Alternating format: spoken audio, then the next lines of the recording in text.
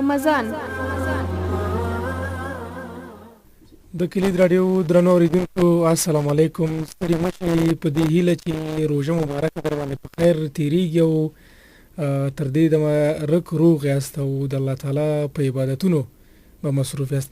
درنو اوریدونکو د رمضان اسلامي خپرونه شروع شو. مولوي صاحب عبید الله روداته هم لمږ سره په سټډیو کې دی. په دې هیله چې خپرونه را سره تر پای واوري. د خپرونې په لومړیو کې له مولوي صاحب نه د یوې ځانګړې موضوع واورو، له هغه وروسته بیا ستاسې پوښتنې راخلو. د اړیکو شمیرې درته وایم 0 یا 9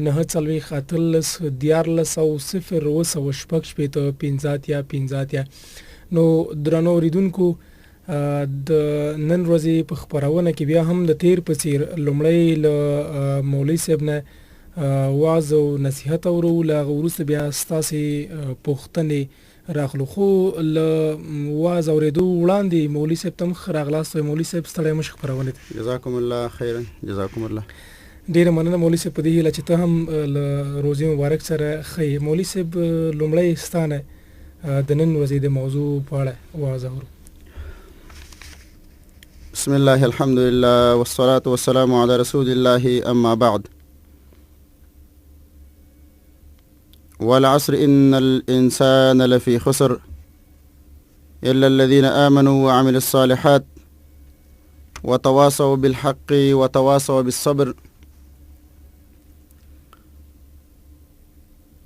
منګو تاسو په تیرو موضوعانو کې د خبره روانه کړې وه چې د رمضان میاشت د خیر او د برکتونو ګټلو میاشت ده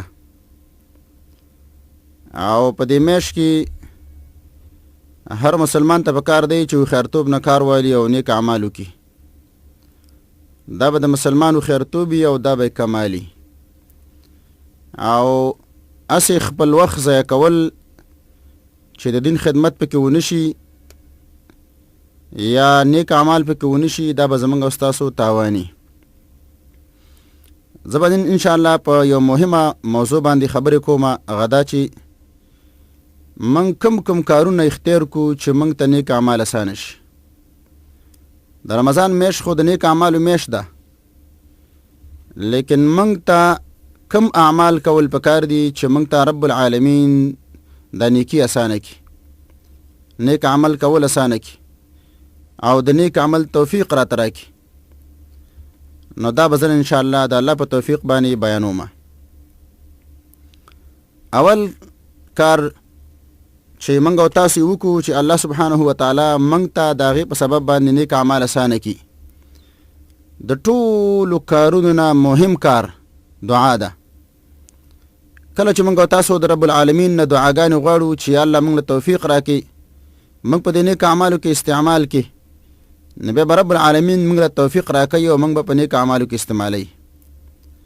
د دې خبرې حکمت او راز دا دی. الله سبحانه و تعالی داسې یو باچا دی چې چاته محتاج نه دی. که موږ او تاسو په دې نیک اعمالو کې استعمال شو که نه شو، د الله په باچۍ کې موږ زیادت او کمبود نشو راوستلی. نو راځئ موږ او تاسو به الله ته زاري کوو چې موږ پکې راوله په دې ستا په دې نیکانو بندګانو کې موږ استعمال کا. ته خو به یو څوک استعمالې، یا الله موږ استعمال کا. ځکه چې نبی علیه السلام فرمایي، الله تعالی فرمایلی یا ابن آدم لو ان اولکم و آخرکم و انسکم و جنکم، که ستاسو ټول اولني او وروستني انسانان او انسانان او پیریانه دا ټول داسې بدبخته شي لکه یو بدبخته انسان، زما باچې نشي کمولی. او که دا ټول نیکبخته شي نو زما باچې کې کوم شي اضافه کولی نشي. نو معلومیږي دا موږ چې څه کوو د خپل ځان دپاره کوو. نو اول دعا کول پکار دی. مثلا نبی صلی الله علیه وسلم به چې کله د فرض مانځه نه مخ راواړو اذکار به کول، په دې ځای کې به دعا کوله. دې لکه موږ سوچو که دا دعا به ولې کوو، داسې الفاظ یې ویلي ښه اللهم انی اسألک فعل الخیرات وترك المنكرات وحب المساكين وأن تغفر لي وترحمني وإذا أردت فتنة في القوم فتوفني غير مفتون. یا الله ما تا د نیک کارونو کول را نصیب کی، د منکراتو پرېښودل را نصیب کی، د مسکینانو محبت را نصیب کی او بخښنه راته وکړي. کله چې کوم قوم باندې مصیبت او عذاب راولي هغې نه مخکې ما واخلي. دا خلاصه وه تقریبا. دلته چې موږ او تاسو وګورو نبي صلی الله علیه وسلم داسې وایي یا الله د نیکو کول را نصیب کړي او د بدو پرېښودل را نصیب کړي. نو معلومیږي دا چې موږ او تاسو به د نیکو کول او د بدو نه بچ کېدل دا د الله په توفیق کېږي. هغې له به دعاګانې غواړو، سوال به ترې کوو، زاري به ورته کوو. موږ به دا رب العالمین ته زاري کوو چې یا الله موږ په دې نیکو کې استعمال کړه، موږ ستا بندګۍ کې استعمال کړه. ډېر بندګان پکې استعمالې او یا الله ډېر بندګان په ګناهونو کې استعمالې، په خپل دشمنۍ کې استعمالې. یا الله موږ په دشمنانو کې مه راوله، موږ په دشمنۍ کې مه استعمالوه، موږ په هغې ډله کې راوله چې موږ ستا په دوستانو کې شو او ستا په بندګۍ کې راشو. اول سبب خدا دی. دویم سبب، که چېرته موږ او تاسو غواړو چې نیک اعمال دې وکړو نو یو مهمه نسخه باندې به عمل کوو، هغه دا چې اکل الحلال، حلال مال به خورو. که چېرته موږ او تاسو آرام مال آرام خوارو موږ العیاذ بالله، نو موږ ته به الله د نیک اعمالو توفیق نه راکوي. کله چې انسان د خپل مال تمیز نه کوي، سوچ نه کوي چې دا مال مې ښه دی که دا خراب دی، حلال دی که حرام دی، دا د کوم ځای نه راغی، چا ما ته راکه، دا د کومې مرجې نه راځي، دا زما مال، په دې کې تمیز نه کوي او بلکې خېټې د همداسې ورچوي، د انسان ته به الله د نیک اعمال توفیق نه ورکوي. د دې مثال به تاسو معاشره کې لیدلی، ډېر انسانان هغې ته د نیک اعمالو اسباب برابر دي، صحت روغ دی، فرصت او فراغت لري، نیک مال لري، هر اسباب لري، لیکن بیا هم په نیک اعمالو کې نه استعمالېږي. د هغه وجه دا ده د دې خلکو اکثر مالونه حرام دي. نبی صلی الله علیه وسلم فرمایلی ان الله امر المؤمنین بما امر به المرسلین. الله سبحانه وتعالی مؤمنانو ته په هغه شي باندې امر کړی دی چې پیغمبرانو ته یې کړی دی. هغه څه امر دی؟ الله تعالی پیغمبرانو ته داسې وایي یا ایها الرسل کلوا من الطیبات واعملوا صالحا. ای پیغمبرانو، ای زما استازو، زما رسولانو، کلوا من الطیبات، پاک شیان خورئ، حلال خورئ، حرام مخورئ، واعملوا صالحا، او نیک عمل کوي. د دې آیات کې موږ تاسو وګورو دوه ټکي رب العالمین جمع کړي دي، او رب العالمین حکیم ذات دی او د هغې په هره خبره کې حکمت دی. دلته وایي ای زما رسولانو کلوا من الطیبات واعملوا صالحا، پاک شیان خورئ او نیک عمل کوي. مفسرین وایي دې دوو کې نکته دا ده، څوک چې حلال خوراک او پاک خوراک کوي نیک عمل به کوي. که چا چېرته حرام خوراک کو دا نیک عمل نشي کولی. نو الله انبیاو ته په دې باندې امر کوي. همداسې امر به مؤمنانو ته کوي، مسلمانانو ته هم کوي. داسې وایي یا ایها الذین آمنوا کلوا من طیبات ما کسبتم. ای مؤمنانو کوم کاروبار چې کوئ نو په دې کې حلال خورئ، طیب او مزیدار شیان پکې خورئ، حرام یې په دې کې مه خورئ.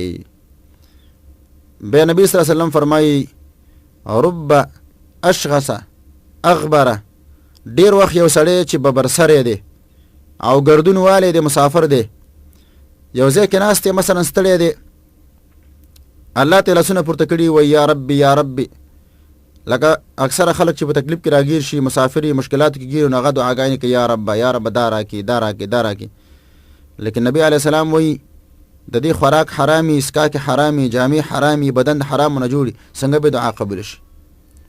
نو ګوره دې روایت نه معلومیږي دا چې کله موږ تاسو حلال خوراک کول په نیک اعمالو کې به استعمالیږو، کله چې حلال نه خوړل په نیک اعمالو کې به نه استعمالیږو.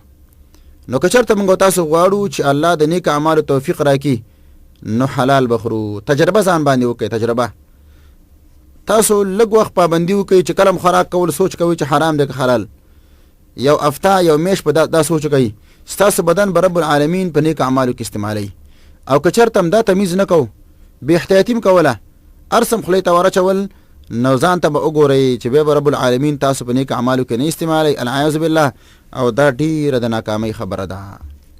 نو دویمه نسخه چې په کار باندې اچول پکار دي هغه د حلال خوراک دی.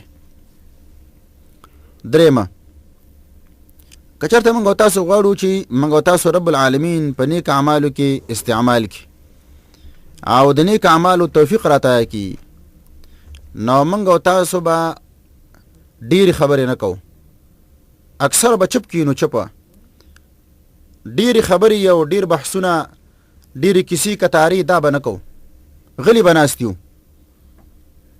نبی صلی الله علیه وسلم ته په د صحابه کرامو کې یو صحابي دی ابو ذر غفاري رضی الله عنه او ته وی اے د الله رسوله ما ته وصیت وکړه. نبی علیه السلام ولو فرمایي اوږد حدیث دی، مثلا اول کې ولوي چې تقوا ځان کې راوړه، بیا وی تلاوت د قرآن کوه، نو دا ولوي چې ما ته د وصیت نورم زیات کا نو بیا ولوي چې ابو ذر غفاري ولوي ما ته لږ وصیت نورم وکړه.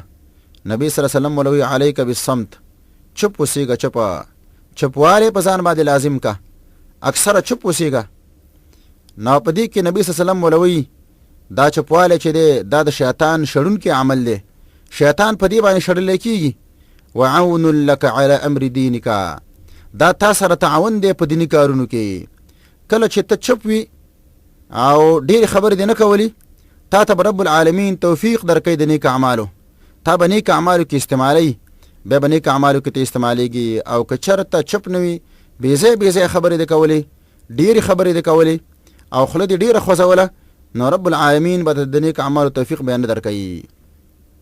وعون لك على امر دینک، نو دې نه معلومیږي دا که چېرته موږ او تاسو غواړو چې موږ سره رب العالمین په دینی کارونو کې تعاون وکړي او موږ پکې استعمال کړي، نو ډېرې خبرې به نه کوو، چپ به کړي. نو چپه یو حدیث نه معلومیږي د قیامت په ورځ باندې د انسان په تله کې دوه شیان ډېر قیمتي دي، ډېر درانه دي، لیکن کوونکي ډېر کم دي. یو ښایسته اخلاق دی او دویم چپوالی دی. دا دوه داسې عبادتونه دي چې کوونکي ډېر کم دي. موږ او تاسو عام انسانان داسې یو چې دا ښایسته اخلاق زمونږه، همدارنګه دا چپ کېناستل دې ته موږ لحاظ نه کوو، د دې خبرې غم نه کوو چې موږ کومه خبره وکړه، لږ یې وکړې، ډېره م وکړې او غلط یې وکړې، صحیح م وکړې، د دې فکر را سره نشته. خو بس لګیو یو څه ویو، د مسلمانانو غیبتونه کوو، مسلمانانو پسې خبرې کوو، یا چاته کنځلې کوو، یا اسې لګیو هغه خبرې کوو چې عملنامه خپله ډکوو په ګناهونو باندې.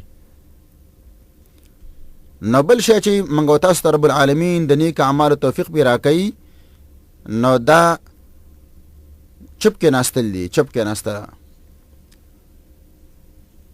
څلورم عمل چې رب العالمین موږ او تاسو له توفیق راکوي چې نیک اعمالو کې استعمال شو، نو دا خپله ژبه استعمالول دي.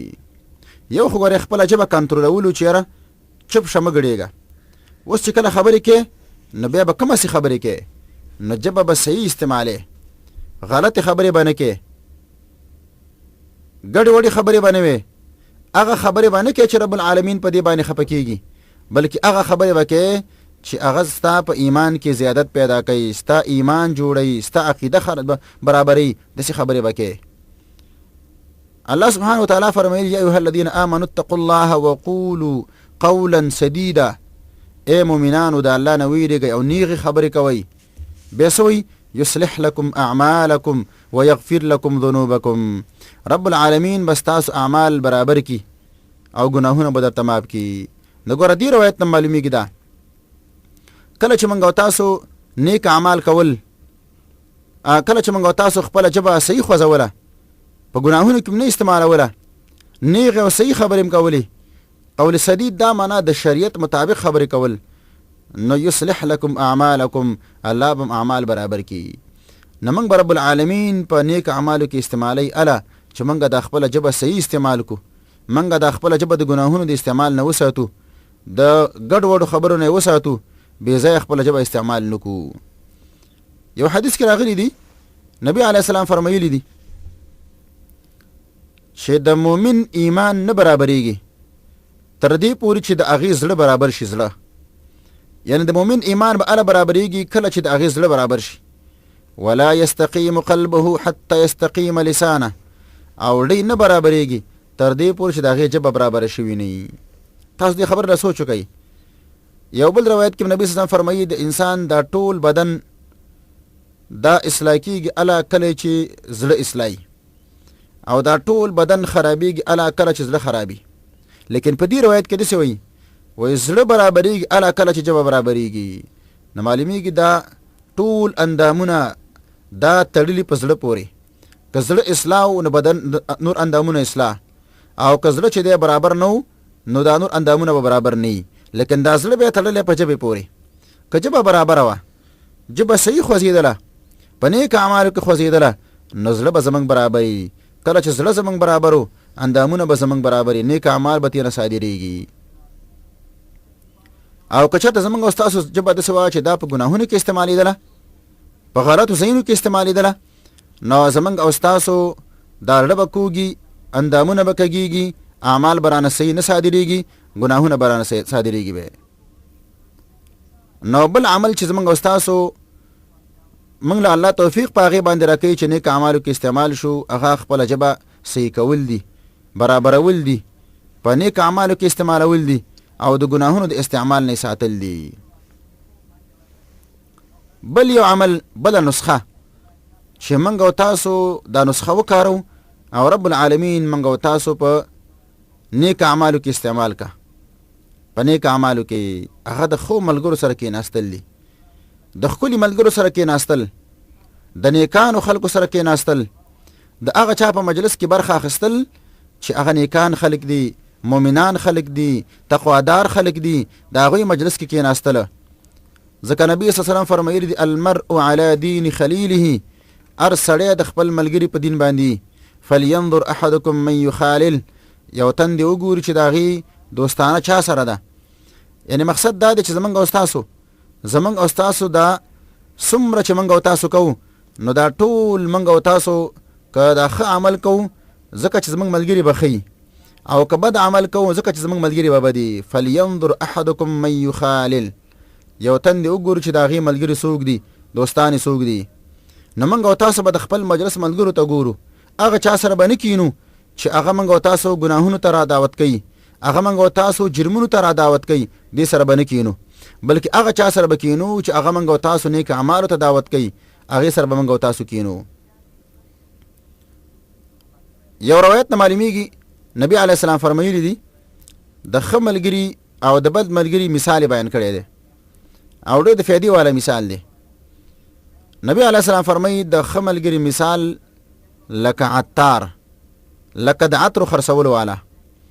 کله چې ته د عطرو والا ته ورشي دکان ته، یا به تا باندې عطر خرڅوي، یا به تا ته اسې درکړي، یا به تا باندې خوشبویي راشي. مثلا موږ تاسو دکان ته ورشو، د عطرو والا دکاني، نو یا خو دې لپاره راغلو چې پیسې والو عطر را باندې خرڅ کا، یا بوتل وغیره تې والو، نو فایده وشوله. کله کله موږ تاسو د عطر دکان ته ورشو، عطر نه اخلو، لیکن هغه راته لږ عطر راکړي، هم دا واخله به ځان واچوه، یو ځل واخله به ځان واچوه، جامو باندې ولګوه. کله کله دا کار وشي. کله کله داسې چې نه راته عطر راکړي او نه په موږ خرڅ کړي، اسې په هغه دکان کې د عطرو ښایسته بوی خور دی، هغه موږ باندې راځي، بیا موږ تاسو فایده واخیستله د عطار د دکان نه. نو د نیک ملګري دغه مثال دی، یا به تا ته فایده درکوي، یا به یې بل ته ورکوي، تاله به خیر راورسېږي، یا به کم از کم په دې مجلس کې خیر او برکت راوریږي، رحمتونه به راوریږي، ته به دې کې برخمن شي. او د بد ملګري مثال بیان کړی دی لکه ینګره. د ینګر دکان چې بنۍ په دې کې لګولي او دا اور ټوله ورځ بلی، نو که تاسو ینګران وګورئ، دا چړې چې جوړوي، لرونه، تبرګي جوړوي، بیلچې جوړوي، د هغې جامې ټول شکېدلي په دې سکاروټو باندې. نبي علیه السلام وایي د ینګر دکان چې دی او ینګر چې دی، یا به تا ته دا جامې وسیزي، یا به تا باندې تریخ لوګی درځي، خراب لوګی به وي. نو دقسې غلط ملګری دی. یا به د غلط ملګري د وجې نه ته په ګناهونو کې اخته شي، په جرمونو کې به اخته شي. کله کله انسان د غلط ملګري د وجې نه دومره غلط ګناه کې اخته شي چې کافر شي. کله کله د یو غلط ملګري د وجې نه په نور ګناهونو کې اخته شي، مسلمان دی لیکن غلاګانو باندې شروع شو، په زناګانو باندې اخته شو، په غیبتونو باندې اخته شو، په قتل و قتال باندې اخته شو، دا د غلط ملګري د وجې نه. او یا کم از کم کدو اسم نی د غلط ملګري په دې مجلس کې چې کوم دا سپیروالی راځي، بې برکتي پکې ده، دې کې به تم برخمنې. نو فلهذا موږ او تاسو له پکار دا دي چې موږ او تاسو د هغې چا سره کینو چې هغه نیکان خلک دي، بیا موږ ته رب العالمین توفیق راکوي، موږ به په نیک اعمالو کې استعمالوي. او که چېرته موږ او تاسو غلطو خلکو سره کېناستلو، بیا موږ او تاسو ته رب العالمین د نیک اعمالو توفیق نه راکوي. سبحانک اللهم وبحمدک، اشهد ان لا اله الا انت، استغفرک واتوب الیک.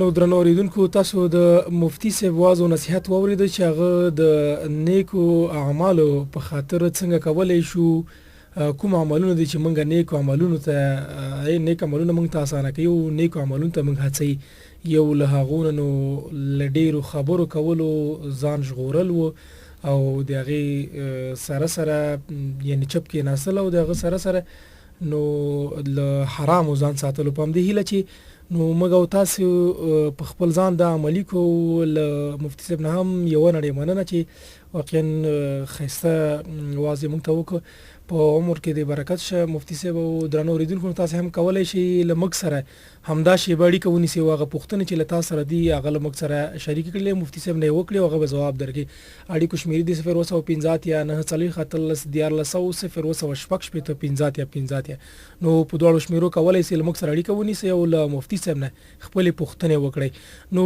زو لمړی اوریدونکو راخلو پښتنه ورو السلام علیکم وعلیکم السلام ورحمت الله ستړی مشي له خبرونه ته مننه خوشاله اوسئ تقریبا رول حق سلام خبرې کوم جلال آباد ښار زلان صاحب له جلال آباد ښار نه ستړی مشي خبرونه ته او ستاسو پوښتنه ورو خوشاله اوسئ پوښتنه مې دا د مفتی صاحب څخه د پیشنمي په اخر وخت کې د اذانونو چې کېږي په دغه وخت کې خوراک کا کې مثال وبسکل څنګه دي د اذانونو په وخت کې اذان کېږي بل پوښتنه خونه لري او بل پوښتنه د سبوک هیواد کو د سعودي عربستان په خلیا دی هغه چې روزونی سي مونږ هم نیسو خدای نه خاصه کا هغه میاش کې کومه وا کیمرا چې یا کم نه خلل شوی نو څنګه هیواد هم وګړو هغه روزه نه ویني ولې دغه اجر او ثواب او عذاب او فدیه څنګه ده بالکل ډیر مننه زلان صاحب بس تاسو رادیو ووري مفتی صاحب بس تاسو پوښتنه جواب کی او سلام ده خوشاله اوسئ په امان ډیر مننه خوشاله اوسئ درنو اوریدونکو نو اوس نوبت ستاسو دی او تاسو کولای شئ موږ سره په 050 یا 940 دیار لس او 0 شپږ په 50 یا 50 په دواړو شمیرو اړیکه ونیسئ او خپلې پوښتنې له مفتی صاحب نه وکړئ نو اړیکه لرو اړیکه راخلو السلام علیکم هلو السلام علیکم وعلیکم السلام ورحمت الله ډیره مننه خوشاله اوسئ څوک لکه مزه ما مفتی صاحب نه دا پوښتنه ده چې او چا ته ویل چې د اهدنا الصراط المستقیم نه تقلید کیږي مفتی صاحب جواب راکړي نو خبر ستاسو نوم فضل امین فضل نور او فضل امین فضل امین بل پوښتنه خو نه لري ډیره مننه خوشاله اوسئ فضل امین ورور او په منډه نو مفتی صاحب لومړی پوښتنې ته راګرځو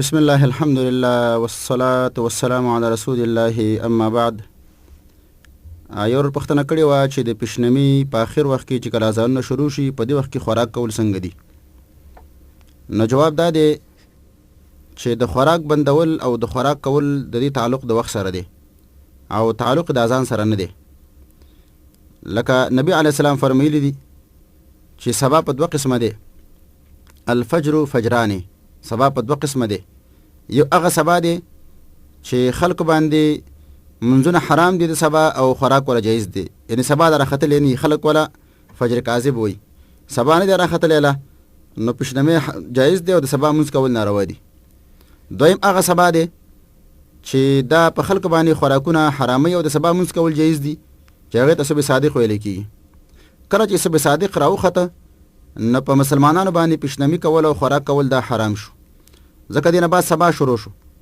څوک به د وخت خوراک نه کوي نو کله چې سبا راوخته کچرته اذان والا مؤذنین ورونو په همدې صحیح ټیم باندې اذان کو نو به د اذان په وخت کې خوراک کول ناروا دي کچرته د سوا چې دی اذان کوونکی رور د اذان به وخت کو کله کله بعض ورونه ډیر د وخت کې خیال نه نو که د وخت کو به اذان ته به اعتبار نه خو کچرته په وخت باندې کو نو بیا به د اذان په وخت کې موږ تاسو خوراک نه کوو اسکاک بنه کوو ځکه سبا داخل شوی دی او د وخت خوراک صحیح نه دی لکه نبی علیه السلام فرمایلی دي صحابه کرام ته ویلي چې کله چې بلال اذان کوي تاسو پښنمه او د خوراک اسکاک نه ځان به بندوي تر دې پورې چې ابن مکتوم اذان وکړي، ځکه وایي دا د هغه وخت کې اذان کوي چې خلک ورته وایي چې اصبحت. دا د حدیث حاصل دی. نو ګور دې نه معلومیږي چې عبدالله بن مکتوم صاحب د سبا پر راختلو باندې اذان کوو چې کله به اذان شروع شو خوراک بند دی. خو لیکن که چېرته په همدې وخت کې تا په لاس کې پیاله نیولې ده یا مثلا جام د خولې ته نیولې ته وبس کې په همدغه دوران کې اذان شروع شي، نو دغه روان خوراک سره ته ورسوه. حدیث کې راغلی دی مثلا تا خولې ته پیاله نیولې ده، کم ګوټ نیم کې د وخت کې اذان شروع شو دغه ګوټونه پوره که، یا مثلا جام د خولې ته نیولې دی یو نوړی د خولې ته نیولې ده او د وخت کې اذان شروع شو دغه روان خوراک دی پوره که، نور خوراک به نه کې. خو د هغه صورت موږ تاسو ویو چې کله اذان بالکل په صحیح ټیم باندې شوی د سبا د راختو سره کیږي. خو که چېرته د سبا د راختو سره نه کېد اذان مخکې تېنه کېده، بیا اذان ته به اعتبار نه وي، وخت اعتبار دی. کله چې وخت داخل شي نو موږ تاسو باندې بیا خوراک کول منې دي. بالکل مفتی صاحب اورېدونکي ډېر انتظار کې پاتې شو دا راغلو. السلام علیکم. سلام علیکم درامات محترم مولوی صاحب دا په دې هیله چې روغ جوړ اوسئ. ډېره مننه، خوشحاله اوسئ، مګروغ په دې هیله چې ته روغ یې. او ستا نوم له کوم ځای نه؟ خوشحاله اوسئ. سنګر یم د لغمان ولایت څخه. سنګر له لغمان نه ستړی مه شي، ستا پوښتنه اورو. مننه، خوشحاله اوسم. مولوی صاحب نه دا پوښتنه لرم چې دغه کله ماښام کېږي که نه نو دغه بعضې مولوي صاحبان دي پنځه کم بجې اذان کوي، بعضې داسې وخت کې چې شپږ بجې او 50 دقیقې، او یو بل مولوي صاحب ده چې کله اذانونه خلاص شي ښه خلاص شي نو د 3 دقیقې وروسته بیا هغه اذان کوي. نو آیا دغه چې کله دغه نور مولوي صاحبان اذانونه کوي دغه وخت کې موږ روژه ماتو دا صحیح ده، او که چېرته هغه وروسته اذان کوي هغه صحیح ده؟ او بله پوښتنه مې دا ده چې دغه خبرې خو هر وخت ښه نه دي چې دغه ورونه خویندو سره کوي که نه مزاحمت کوي، که دغه په روژه کې وغږېږي آیا دغه روژې ته کوم نقصان رسېږي او که نه؟ بالکل ډېره مننه. بله پوښتنه خو نه لرې؟ نه بس باقي ښه خپرونه خدای پاک. خوشحاله اوسئ. مننه راډیو واورو، پوښتنه به ځواب شي انشاءالله. مولوي صاحب دویمې پوښتنې ته راګرځو. وایي رور پوښتنه کړې وه چې د موږ خو د سعودي د حکومت په وینا باندې روجې نیسو، د هغې په وینا باندې ماتو، ځکه زموږ ملک د هغې سره تړلی دی. نو که چېرته یوه روژه خوړلی شوي، مثلا هغه ووایي چې روژه ونیسئ سبا رمضان دی یا سبا ته نه دی، او یو روژه په دې کې وخوړلی شي، دا ګناه به چا باندې؟ قانون او خبره دا ده د میاشتو باره کې دا قانون دی چې نبی علیه السلام فرمایي صوموا لرؤیته وافطروا لرؤیته. تاسو روژې ونیسئ د میاشتې په کتلو باندې، او روژې ماتې کوي د میاشتې په کتلو باندې. چې ته عرض کې میاشت ولیدلی شوله او نور مسلمانانو ته اعلان وشو چې منګه میاشت ولیدله، ګواهان پیش شول، د اسلامي قاضي په مخ کې محکمې په مخ کې پیش شول او اعلان یې وکړ چې روژه ده، نو ټول مسلمانان به د هغې سره روژه نیسي. که چېرته نورو ملکونو والا دې نه مخکې میاشت کتلې وه خو هغوی دې اعلان وکړي، کله چې نورو ملکونو والا نه ده کتلې او د کوم ملک چې کتلې ده او هغې اعلان وکړه، لیکن دا ملک هم پکې مثلا خطا شوی او بالفرض میاشت مخکې نه وه لیکن دې نه ولیدلې، نو قانون په دې کې دا دی کله چې میاشت نه ده ښکاره شوې موږ یې په لیدلو باندې مکلف نه یو. میاشت ښکاره شوې نه ده، موږ او تاسو خواري وکړه لیکن په اسمان کې ورېځ وه یا څه بله مشکل و، هلته نبي علیه السلام موږ له داسې فرمایي فإن غم علیکم، که چېرته په تاسو باندې میاشت پټه پاتې شوله نو بیا د شعبان 10 ورځې برابرې کوي. د شعبان به موږ 10 ورځې برابرې کړو، بیا به هغې نه بعد د رمضان میاشت شروع کوو. لکه مثلا څه کال دا کار وشو، میاشت په خلکو باندې پټه پاتې شوله، چا ونه لیدله، د شعبان 10 برابرې کړلې، هغې نه بعد بیا د رمضان شروع کړلې. کله چې میاشت راښکاره شوله نو بعضې خلک خو دا وایي چې ګوره دا خو د 2 شپو ده او د 3 شپو ده، او ګوره یوه خوړلی شوې ده، 2 خوړلی شوي او 3 خوړلی شوي دي. دې خبرو ته به اعتبار نه وي. د هغه وجه دا ده کله چې میاشت راښکاره شوله دا به د دې میاشتې اول وخت حسابولی شي. عبدالله بن عباس یې فرمایلي دي چې نبي علیه السلام موږ له همدغه طریقه ښودلې ده چې کله میاشت نه وه ښکاره شوې موږ پرې مکلف نه وو، کله چې راښکاره شوله موږ به دا وویو چې دا د اولې شپې واله ده، ولو که کله کله غټه ښکاره کېږي. یو حدیث ته معلومیږي د قیامت په علاماتو کې یو علامه ده د انتفاخ الاهله، میاشتې به پړسېږي. وړه میاشت به یعنې معنا د یوې شپې به یې غټه به ښکاره کېږي لکه 2 شپو واله، لکه 3 شپو، دا به وپړسېږي. دا د قیامت په علاماتو کې یو علامه ده. نو کله چې موږ او تاسو میاشت وکتله نو که غټه هم ښکاره کېږي خو د هغې نه مخکې خلکو خواري کړې وه د خپل وس مطابق رنګین چا نه وکتلې، موږ یې په نیولو باندې مکلف نه وو، ځکه چې کله میاشت وکتلی شو موږ د هغې نه بعد مکلف شولو. نو بیا که چېرته دا میاشت همداسې اوږده شوله بالفرض اخره کې ثابته شوله چې روجې اتي شتلې، نو بیا معلومیږي چې خوړلی شوي به بیا باید موږ او تاسو قضیې راوګرځو، په دې باندې ګناهګار نه دی، قضیې به خپل راوګرځو. خو کله که نهي شوه، نهي مکملې روجې دي، لکه څنګه چې 10 مکمل حسابېږي 9 مکمل حسابېږي او سو پورې چې موږ د میاشت کتلې نه وو موږ په دې باندې مکلف نه یو په دې باندې هیڅوک هم بې ګناهګار نه دي. یو بل پوښتنه کړې وه چې وایي ځینې علما د اهدنا الصراط المستقیم نه تقلید ثابتوي دا خبره څنګه ده؟ اول خو باید موږ تاسو په دې خبره باندې ځان پوه کړو چې تقلید دا څه ته ویل کېږي؟ قبول قول الغیر بلا دلیل، د غیر خبره منل بې دلیله. قانون دا دی چې د دلیل نه بغیر د چا خبره نه منل کېږي. قرآن او سنت باندې به موږ تاسو عمل کوو او د چا تقلیدونه به نه کوو.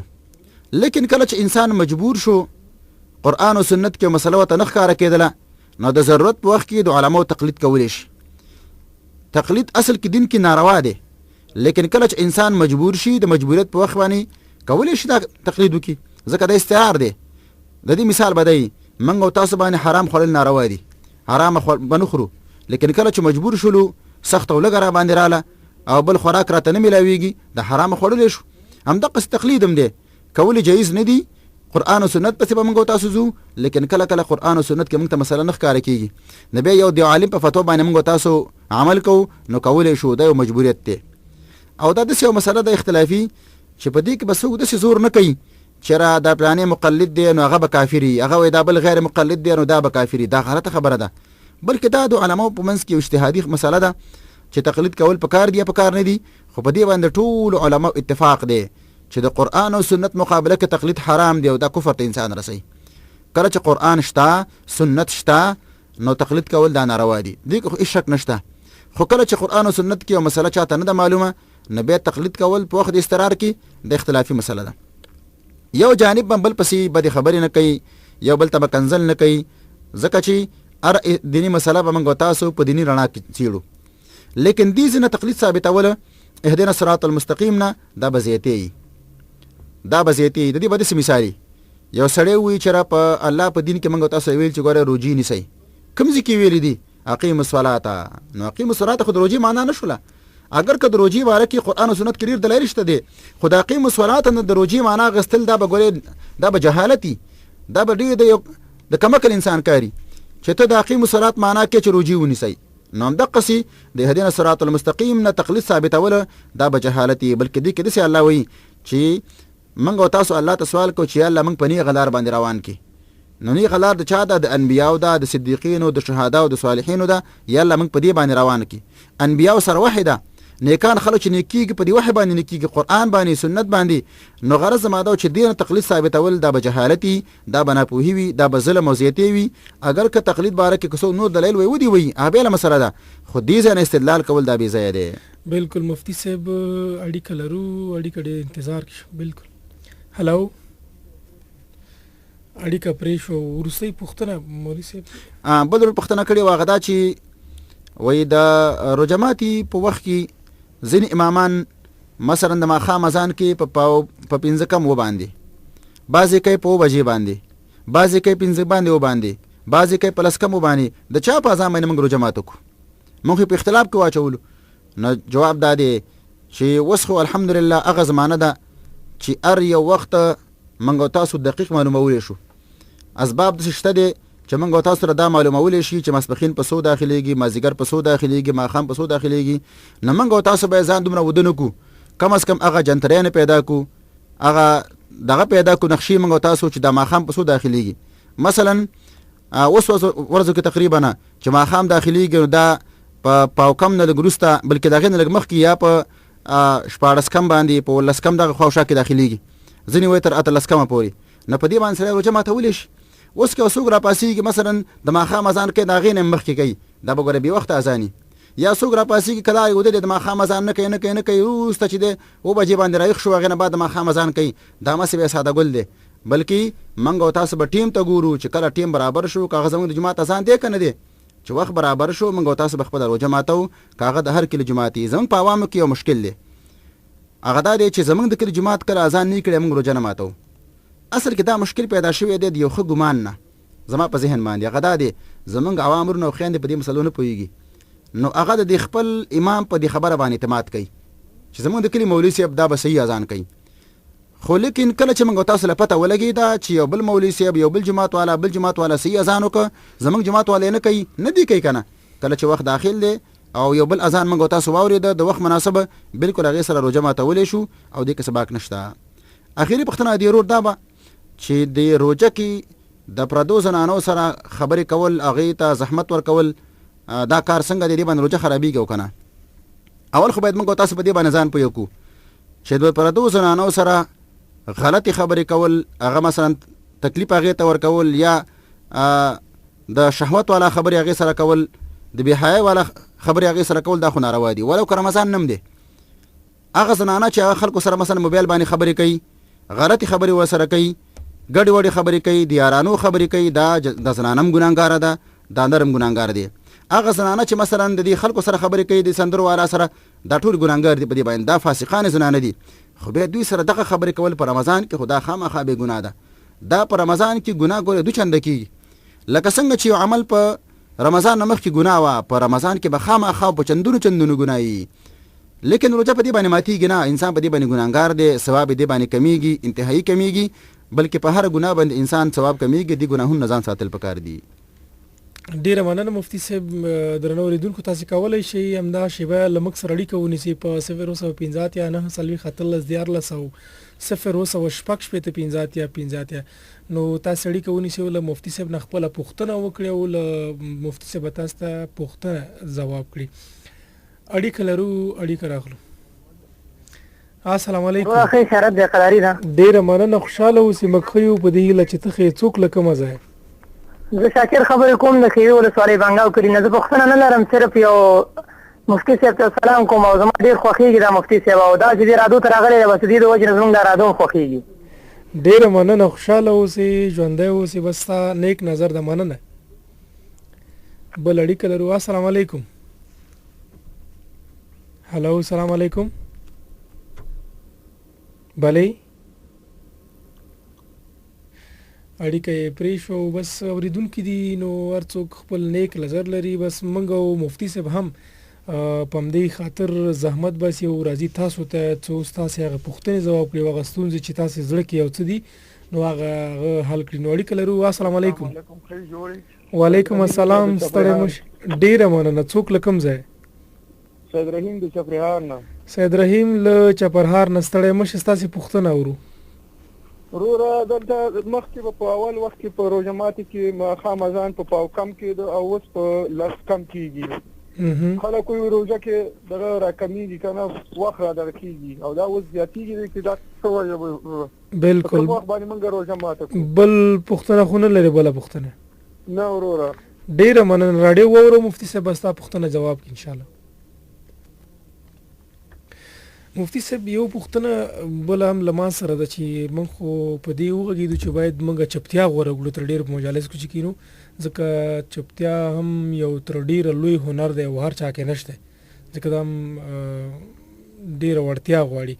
نو یو څوک د وایي زه خبرې مې عادت ده او نشم کولی چې چپ کېناستلی شم نو څنګه کولی شي سړی دا خپله خوله کنټرول کړي او په مجالسو کې ونه غږېږي؟ او یو پوښتنه دا ده چې بعضې خلک دي په مجالسو کې خپلو کې سرناستي کیسې کوي دی یو بل ملګري نو چې ته ورته ووایي چې مثلا دا غیبت ده او دا غیبت مه کوه چې د چا کیسې وکړو نو څه خبرې وکړو سره نو دغه ستاسې په نظر ځواب غواړو. اړیکه لرو. اړیکه راخلو. السلام علیکم. السلام علیکم ورحمت الله. وعلیکم السلام ورحمت الله وبرکاتو. څوک له کومه ځای؟ زه خالد الرحمن بدري ما د بهسود نه. خالد الرحمن له بهسود نه. ستړی مه شه او ستا پوښتنه اورو. الله دې ژوندي لره سره مفتي صاحب ټولو مسلمانانو. زما پوښتنه دا ده چې د تذکیرو دغه روان دی که نه انتخاباتو د خاطره بالکل هغه یو پرون ماله وایي تذکیره دې ما ته راکړه ښه داسې خپلو په دې خاطر چې خفه نه شي رانه ما ورته ویلې ماله چې ما بل چاته ورکړې نو مفتي صاحب نه مې پوښتنه دا ده چې په دې خو به ګناهګاره شوی نه یم. یعنې تا ورته دروغ ویلي چې ما بل چاته ورکړې؟ بالکل بله پوښتنه خو نه لري؟ نه ژوندی اوسې. ډېره مننه. خوشحاله اوسې. مهرباني.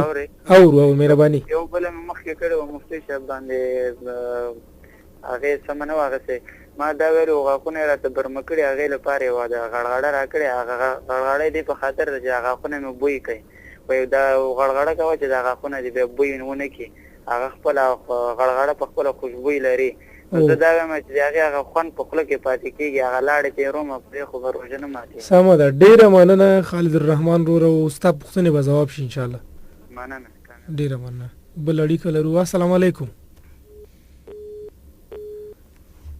اړیکه پرې شو او ستونزه وه پکې مهرباني مفتي صاحب د بل ورو دا پوښتنه کړې وه چې مخکې د ماښام اذان به کېده په کم 7 بجې باندې او اوس زموږ په ځای کې کېږي په 10 باندې او خلک خو دا وایي چې وخت لږ لږ راکمیږي دا خو زیاتېږي نورم نو جواب دا دی چې د یقیني خبره ده چې وخت لږ راکمیږي ورځ پر ورځ مثلا یو اول ورځ باندې اذان کېده په کم باندې نه بیا کېږي په 14 کم باندې نه بیا کېږي په 14 کم باندې بیا کېږي په 13 کم باندې شاته به راځي داسې نو داسې به وخت به کمیږي لږ کېدای شي زموږ دغه ملګري د دې یا د دې تاریخونو نه خبر نه جنتري نه خبر نه یا مثلا دغه کم چې دا نقشې دي د هغې نه خبر نه نو طریقه دا ده چې دا وخت په وخت باندې راکمیږي خو همیشه دپاره دا کار نه ورې کله چې دی کمیږي کله رازیاتېږي خو اوس چې دی مسکل موږ تاسو ګورو دا روژه چې کوم موسم کې ده نو دا وخت په وخت باندې راکمیږي نو شاته راځي یعنې د 15 نه 14 ته مثلا 14 کمه بیا 14 کمه 13 کمه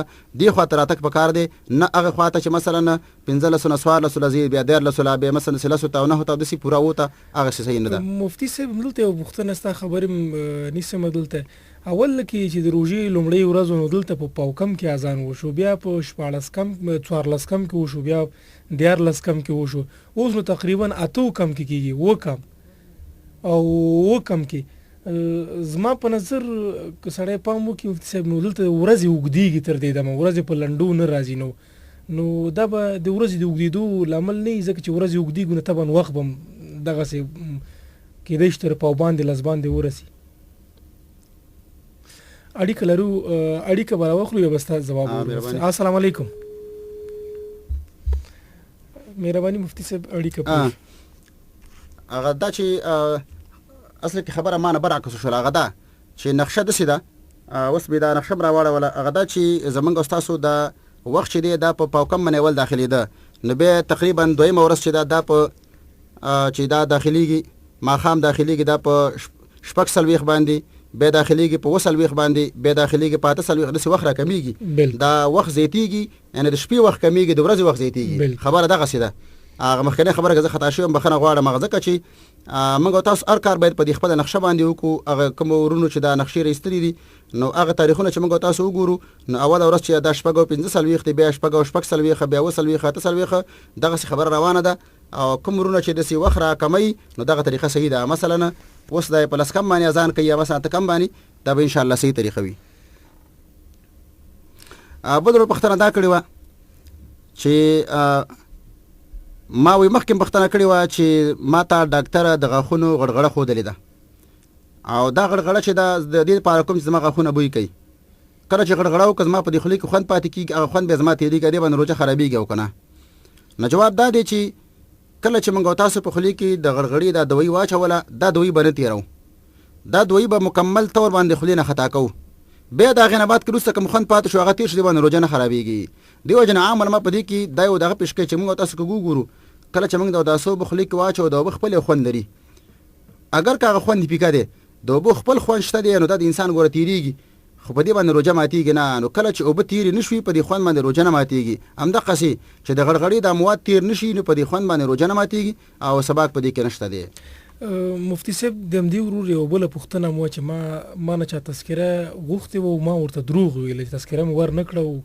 زه خو په دې ګناهګاره نه شم ځکه اوس خو ټاکنې را روانې دي په دې تړاو د هغې خبرې جواب دا دی چې کله موږ او تاسو مثلا موږ چا پوښتنه وکړه دا پلانې کار دی کړی موږ چې نوم دی کړی هغه هم کړی دا خو یقیني دروغ ده یا هم کړی موږ چې نوم دی کړی دا یقیني دروغ ده لیکن موږ او تاسو به کله کله یو مصلحت ته ګورو یو فایدې ته به ګورو هغه دی چې په دې ورکولو کې فایده ډېره ده که په دې نه ورکولو کې مثلا دا اهل دی که بل دی یا مثلا زه یو ځای ته ځمه لاړ شم که لاړ نه شمه یو کار کومه وکم که ونه کمه نو موږ تاسو به فایدې ته په دې کې ګورو خو که چېرته فایده په دې کې نه او همداسې خبره کول چې مثلا یو کار دې کړی نه ورته وایي چې ما کړی دی یو کار دې کړی ته وایي چې ما نه دی کړی دا خو دروغ دي او انسان دې سره په دروغ کې داخلېږي دې نه ځان بچ کول پکار دي او ځکه دروغ په ارش کې تر دې پورې چې دروغ موږ تاسو ګره غب کې نه یو غب کې دروغ غیر ناروا دي. نور خبره خو سکه نبی علی السلام ویل چې انسان به په غب کې دروغ نه وي، خالص مؤمن به هغه چې دروغ پری دی وي ولو که په غب کې وي.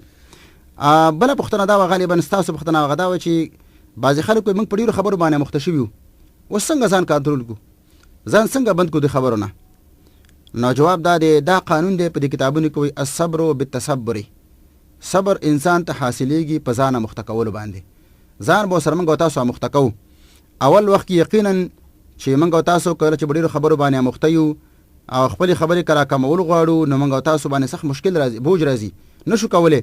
خو لږ بزانه مختکو. مثلا موږ تاسو مخکې په مجلس کې بناسو نو یو سل خبرې مکولې، نو خواري کو چې اتیا خبرې وکړو نو ځان بند کوتي، به خواري کو د سی اویا تراشو یا خواري کو چې شپېتو ته لږ بل لکه مثلا یو یو مثال ولکه یو نسواری دی، نسواری ته وجه لکه دا نسوار پرې دا وای خو مختشوي ما شونه می خارخ کوي یا رګونه می خارخ کوي ادا نو کله چې هغه باندې موږ نسوار بندو چې کدا کار خو ناروا دي حرام دی ولې نسوار چی وای څنګه ځان بند کما. نو مخکې د مثلا د ورځې اچول 15 واري نسوار، نو راځه څلور واري اچو نسوار لږ با مختشي، نو به دا نسوار درې کرته اچو د ورځې لږ را کم کا، به دوه کرته اچو به یو کرته اچو، ان شاء الله افتاد وافتو کې به ته په دې باندې مختشي د نسوار پرې دي. امدا قصي کله چې موږ په دې مجالس کې په دې ډیرو خبرو باندې مختیو نو ځان کنټرول اول وسره په دې خبره باندې فکر کول چې زمنګ دا خبره چې کم زمنګ د خلینو وزي. الله تعالی فرمای ما يلفظ من قول الا لديه رقيب عتيد. د انسان د خلینو چې کوم خبره وزي نه فورا دلته ملائکه د دواره لیکي، زمنګ دا خبره موږ په لیکل کېږي. دی وجه کوم علما و چې کوم انسان د خپل خبرې په خپل عمل کې حسابي داغه به د خبرې راکم شي، ځکه چې زمنګ د خبره او عمل دی موږ په دالي کې لیکيږي او دا په قیامت کې را پسې استل کېږي. نو د دې په د عواقب کوم سوچ کول پکار دي. نو دی وجه نه کله چې موږ په د عواقب کوم سوچ کوو هغه نصوص کوم سوچ کو چې د الله نبی فرمایلی دي، الله تعالی خپل فرمایلی دي چې د یوې خبرې به حساب کېدلی شي، دومره خبرې سوالي وکما. نو دې سره ان شاء الله انسان کنټرولېږي سناسه او الله به انسان له توفیق ورکړي چې خبرې راکمې کې بل اخره تر دې پورې چې هغه د فزول خبرونه انسان په دې باندې بنشي. او بل ورستی پښتنه دا و چې یو څوک په خپل منځو کې یو څو الکان ناشتي مثلا کته ورتوي د یو چا کې سیر اخیسي مو غیبت دي ته وایي چې مثلا تعریف شوی د سیده چې چا کې چې و خبري هغه پس شاکونو هغه غیبت کې حسابيږي. نو چې کله ورتوي چې ته دا خبرې مکه غیبت کې راځي نو هغه بیا وایي چې نو د چا خبرې وکړو نو څه وایي چې دا ونکو. نو دې خبره جواب دادي اول خو غیبت دي ته ویل کې نبی عليه السلام فرمایي ذکرک اخاک بما یکره، ضرور باره کې دسی تذکرہ کول چې هغه په خپکیږي. زمنګ په اورور کې یو مشکل دی منګه هغه په شایدو په خپکیږي، یو نقصان پکې دی همدارنګ منفي او پینټ پکې دی منګه هغه د په دې خپکیږي ام دې ته ویل کې غیبت. نو کله چې موږ په یو مجلس کې ناس یو مثلا موږ په دا ملګری راچو دا غي د بد صفاتونه یادو نو دې باندې طبعا موږ ځان ګناګارو. که څوک دا وایي چې موږ سوکو نو جواب دا دی نیک عمل وکړه، ذکر وکړه، یو بل خبره وکړه، یو مثلا په دې خبره باندې وګړيږي چې مسلمان خو ستاسو خبر لاندې را نشي، په دې نور خبره کو وګړيږي د مسلمان په غیبت باندې چې خپل سات پیری خپل ځان ګورانګاري. حدیث معلومی کې دا چې د انسان ګورې دا به قیامت کې د خپل نیک اعمال غي تور کوي. نو که څوک دا خبره کوي چې موږ د پردې غیبتونو کو نسوکو دا به زیات دلیل دی. ا دې به دا مثالی کې وسړی و چا سوچاله و چې لکه دا پردې مال مخره حرام مخره نو هغه وسو کم الکه خواریو که حلال مالو ګټه نو تم خواریو کا چې دا مجلس دی یا په چپتیا باندې د بیزه خبره په ختم کا، چپتیا باندې عادت کا یا په ذکر باندې عادت کا، د تلاوت باندې عادت کا، یو کتاب پیدا کا مطالعه کا، د مسلمان په خدمت کې دا وخت تیر کا، پیونی کې مشوره کې تیر کا. خو د مسلمان غیبت کول حرام دي ولو که ته مجبوری کړي، که ته خلینا مجبوری کړي مجبوره غیبت کول حرام دي. ډیره مننه مفتی صاحب. د خبرونه وخت هم پای ته رسیدلی. درنو اوریدونکو نو هغه اوریدونکو سره چې پښتنې پاتې شوې نو هغه د بل خبرونه ته لزان سره وسه ځکه مونږ بیا هم خبرونه ته روزي تر پای دوام لري. نو مفتی صاحب لتا هم یو نړۍ مننه چې خبرونه تر غلې او د اوریدونکو پښتنې مزاحب کړي. درنو اوریدونکو لتا سه هم مننه چې خبرونه مو واوریدله. نو تر بل خبرونه مو په لوی او بخون کې خدای سپارم د لوی الله مو مل شو د الله پامان.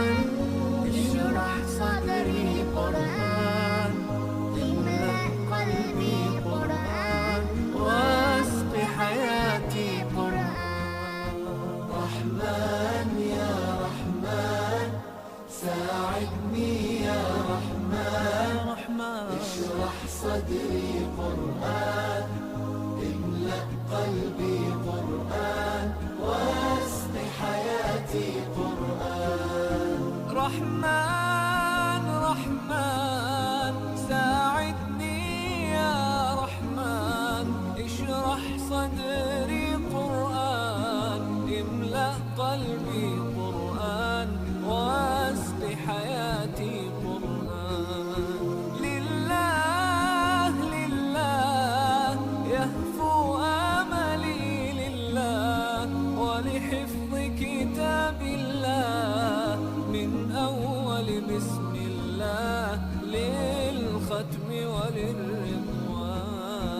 رحمن يا رحمن بمجيني يا رحمن، أصبحك